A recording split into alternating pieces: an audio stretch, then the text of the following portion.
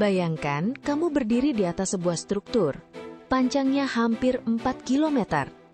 Tingginya setara dengan gedung 60 lantai. Di bawahmu, lautan yang dalam.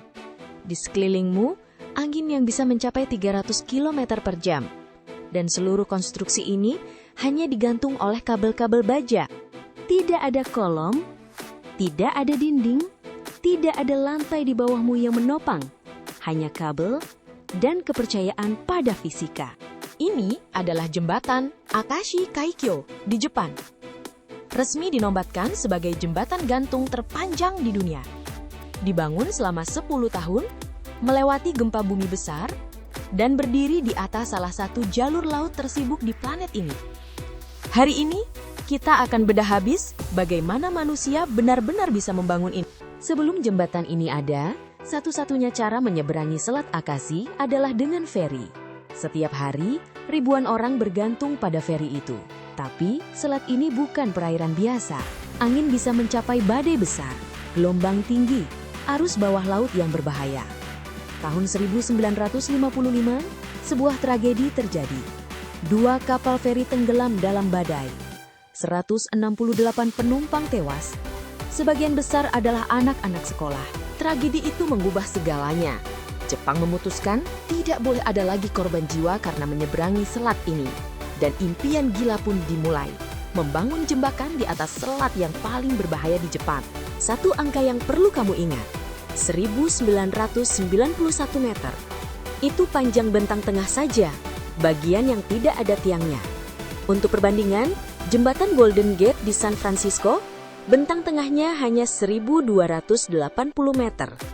Akashi Kaikyo hampir 60% lebih panjang dari Golden Gate. Tantangan terbesar membangun jembatan gantung panjang bukan baja, bukan beton, tapi angin. Kamu pernah dengar nama Tacoma Narrows? Tahun 1940, jembatan gantung di Washington, Amerika Serikat runtuh. Bukan karena beban berat, bukan karena gempa, tapi karena angin biasa berinteraksi dengan desain jembatan dan menciptakan getaran resonansi. Fenomena ini disebut aerolastic flutter. Jembatan bergetar seperti pita yang ditiup angin sampai akhirnya hancur.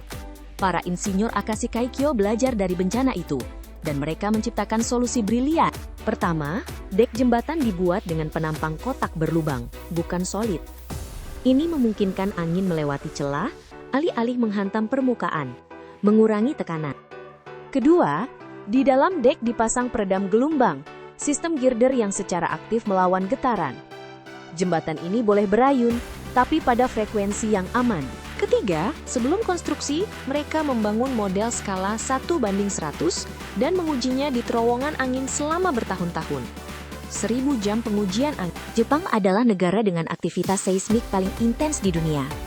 Membangun jembatan di sana bukan pilihan, tapi keharusan. Dan resikonya nyata.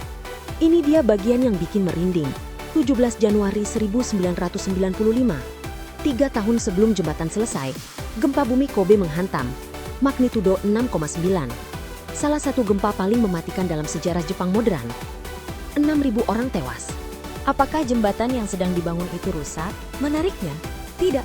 Menara-menara jembatan selamat. Tapi gempa itu menggeser fondasi bawah lautnya sejauh 1 meter. 1 meter. Dan itu mengubah panjang bentang tengah jembatan dari 1990 meter menjadi 1991 meter. 1 meter lebih panjang karena gempa bumi. Fondasi kedua menara utama harus dibangun di bawah lautan, di kedalaman 60 meter, di bawah arus laut yang mengalir deras, 4-5 knot. Mereka menggunakan teknologi kaison, tabung beton raksasa berdiameter 80 meter yang ditenggelamkan perlahan ke dasar laut, lalu diisi beton di bawah tekanan udara. Pekerjanya harus masuk ke ruang bertekanan tinggi. Risiko dekompresi nyata. Ribuan penyelaman dilakukan selama bertahun-tahun. Langkah pertama, dan paling menantang, adalah membangun fondasi 2 menara utama di bawah laut. Proses. Kaison beton precast dirakit di darat, kemudian ditarik ke posisi yang tepat menggunakan kapal tuk yang dikontrol GPS dengan presisi sentimeter. Di era 1988, GPS presisi seperti ini belum ada secara komersial. Jepang mengembangkan sistem navigasi khusus hanya untuk proyek ini. Setelah fondasi selesai, tibalah giliran membangun menara. Setiap menara memiliki tinggi 282,8 meter, sebanding dengan Menara Eiffel di Paris. Tapi berbeda dari Menara Eiffel yang berdiri di darat, Menara Akashi Kaikyo harus berdiri di atas fondasi yang terendam laut, tahan angin badai, dan tahan gempa. Setiap segmen baja dirakit di darat, lalu dibawa dengan kapal ke lokasi dan diangkat dengan floating crane atau crane terapung raksasa. Tantangan, setiap segmen harus dilas secara presisi di ketinggian ratusan meter dalam kondisi angin, salju, dan panas terik, tergantung musim. Ini bagian yang paling menakjubkan. Kabel utama jembatan gantung tidak dirakit sebagai satu kabel besar, tapi dipilih dari ribuan kawat baja tipis. Prosesnya disebut aerial spinning. Kawat baja ditarik satu persatu dari pantai ke pantai pulang pergi secara terus-menerus selama berbulan-bulan. Sebuah mesin khusus bernama spinning wheel berjalan di sepanjang guide wire, membawa satu gulungan kawat setiap putarannya. Satu perjalanan membawa satu kawat. Untuk melengkapi satu kabel dibutuhkan 36.830 perjalanan. Yang luar biasa, kawat-kawat ini tidak disusun sembarangan. Mereka diatur dalam bundel heksagonal sempurna, lalu ditekan jadi satu menggunakan mesin kompresi hidraulik, hingga jadi satu kabel padat berdiameter 1,1 meter. Dek jembatan tidak dipasang dari ujung ke ujung, tapi dari tengah ke kedua sisi secara bersamaan. Ini untuk menjaga keseimbangan beban pada kabel. Setiap segmen dek memiliki berat 135 ton, mereka diangkat dari kapal menggunakan sistem erection traveler, kren khusus yang berjalan di sepanjang kabel. Total ada 271 segmen dek yang dipasang, dan setiap pemasangan harus dilakukan saat kecepatan angin di bawah ambang batas aman. Kadang para pekerja harus menunggu berhari-hari untuk jendela cuaca yang tepat. Fakta 1. Jembatan ini bisa memanjang. Baja memuai saat panas dan menyusut saat dingin. Di musim panas, suhu di Jepang bisa mencapai 40 derajat Celcius. Di musim dingin, bisa turun ke minus 10 derajat Celcius. Perbedaan 50 derajat ini membuat jembatan memanjang dan memendek sampai 2 meter setiap harinya. Karena itulah, expansion joint, sambungan ekspansi, dipasang di setiap ujung jembatan. Mereka mengizinkan pergerakan ini tanpa merusak struktur. Fakta 2. Kamu tidak bisa jalan kaki di atasnya. Ironis bukan? Jembatan sepanjang hampir 4 km ini tidak punya jalur pejalan kaki. Satu-satunya cara menyeberangi adalah dengan kendaraan bermotor atau bus. Mengapa?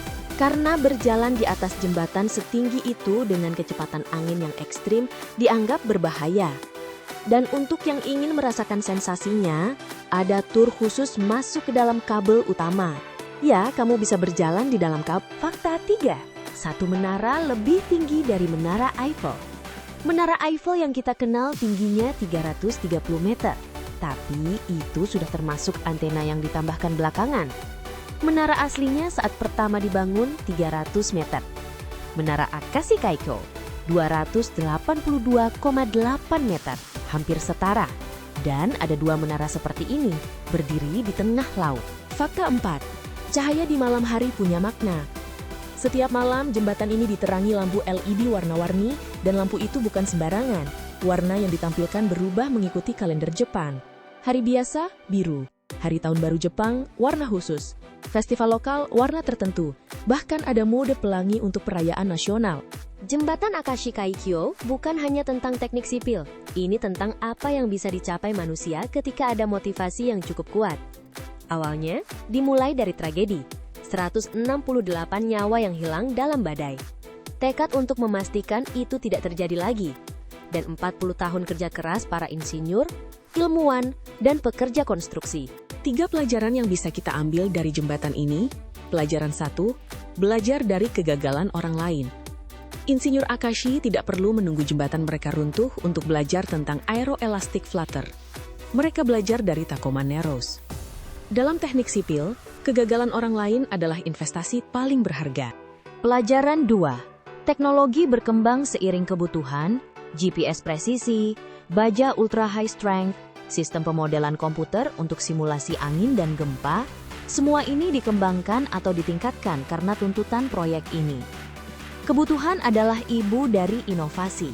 Pelajaran 3. Infrastruktur yang baik mengubah kehidupan hari ini. Pulau Awaji yang dulu terisolasi, kini bisa dijangkau dalam 10 menit berkendara. Ekonomi pulau itu berubah, rumah sakit bisa diakses lebih cepat, Anak-anak tidak perlu lagi takut naik feri saat cuaca buruk. Itu tujuan akhir dari teknik sipil, bukan untuk membuat sesuatu yang keren dilihat, tapi untuk mengubah kualitas hidup orang banyak. 10 tahun dibangun, melewati gempa 6,9, berdiri di atas lautan berbahaya, dan sekarang sudah 26 tahun berdiri tegak, melayani jutaan orang setiap tahunnya.